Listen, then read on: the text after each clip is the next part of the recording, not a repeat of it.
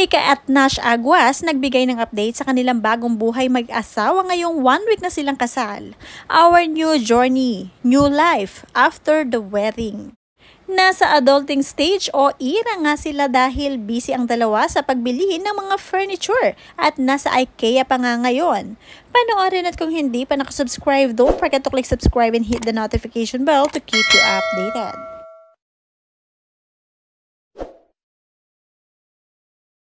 Matapos nga ang kanilang kasal, ilang araw lang makalipas ay inaasikaso na agad ng mag-asawa ang kanilang bagong bahay. At unti-unti na silang bumibili ng mga gamit at furniture.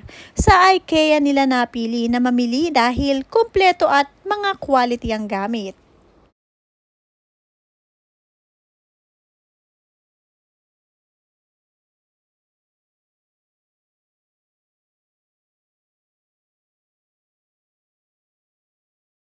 Team Puti nga ang napili ni Mika at Nash para sa kanilang bahay at magkasundo talaga sila sa mga gamit na bibilhin at isa-isa pa nila itong tinatry para ma-feel kung bagay at maganda ang quality nito. Talagang maski ang kama ay nilulundagan nila para masiguradong malambot ito.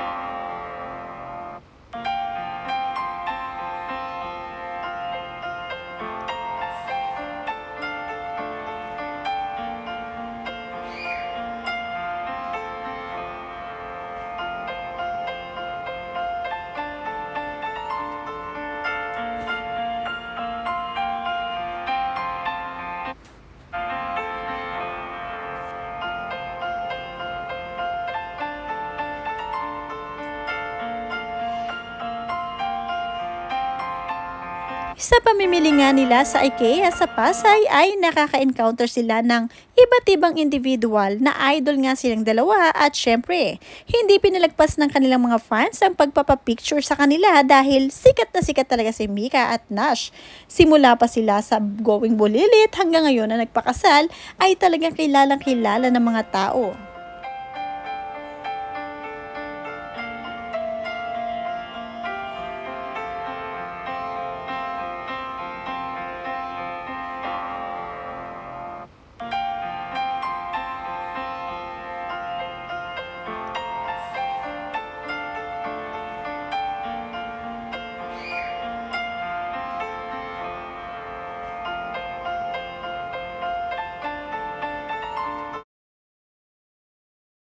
Nakapag-dinner date nga din ng newlywed couple sa Pasay sa Mall of Asia. Talagang napakasimple ng life nila, very humble. Hindi masyadong maluho ang mga ito. Namili lang sila ng isang resto na suwak sa panlasa nila at no fancy things needed.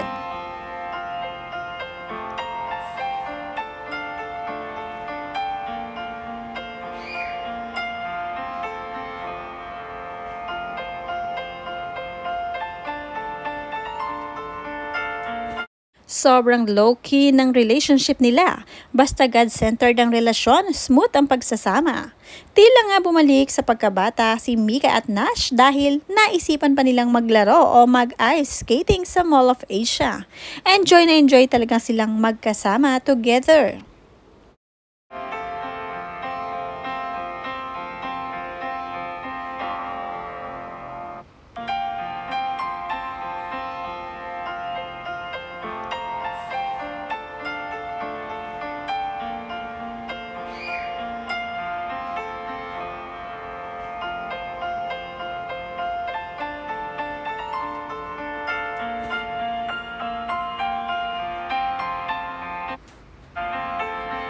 Nirepost nga din ni Angelica de la Cruz ang mga litrato nila ng kanyang pamilya sa kasal nitong si Mika de la Cruz.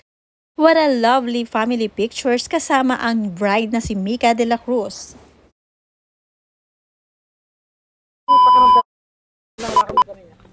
Oh, pinakamagandang pakiramdam sa lahat. Grabe, doon ako nagulat na parang ako pa ata ang hindi makakaraos dito. Oh, pawis ah! Bakit pawis? Hello. Hi, love. Okay ka lang? Hindi. Okay ka lang? Hindi pa ako nakabahan. Huwag ka kabahan. Relax ka lang. So yun ang pagdarasal natin, makaraos ako. Nakayanin ko. And yun. Thank you. Gustong-gusto nga ni Angelica de la Cruz ang litrato nilang mag-iina na magkakasama sa in one photo. Talagang magandang-maganda raw ang kanyang kapatid na si Mika ang bride.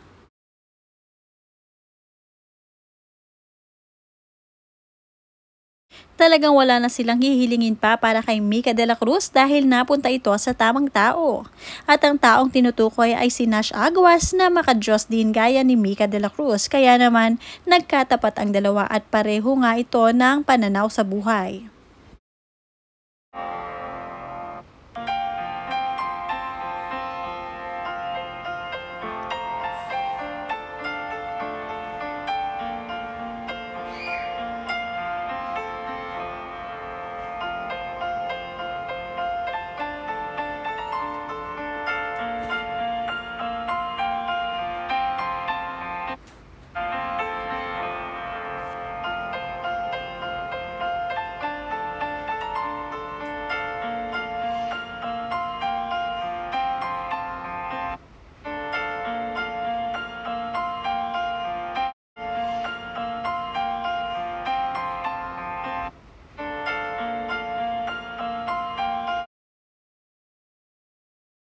Ngayon ay panibagong milestone ito para kay Mika de la Cruz at Nash Aguas, ang pagiging Mr. and Mrs. Pareho Aguas nila harapin ang bukas ng may takot sa Diyos at maglilingkod pa rin, sabi nga nila ni Mika.